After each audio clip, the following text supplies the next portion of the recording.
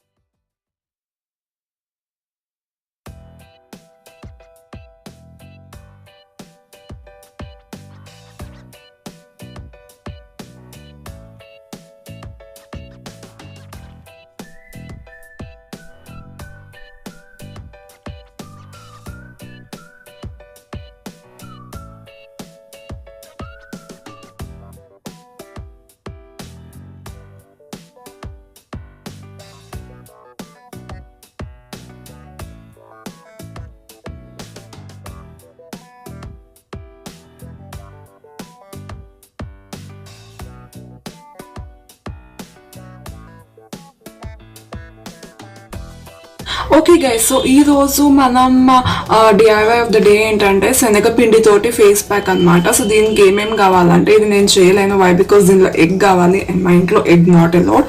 So yeah, దీనికోసం ఏమేమి కావాలంటే శనగపిండి లైక్ మీరు ఒక 4-5 టేబుల్ స్పూన్స్ తీసుకోవచ్చు, జస్ట్ ఫేస్ అండ్ నెక్కి కాబట్టి.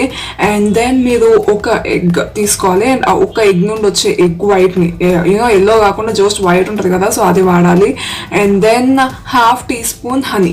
ఒకవేళ మీరు కనుక ఆయిలీ స్కిన్ అయితే డ్రై స్కిన్ అయితే మీరు 1 టీ స్పూన్ వరకు వాడచ్చు హనీని.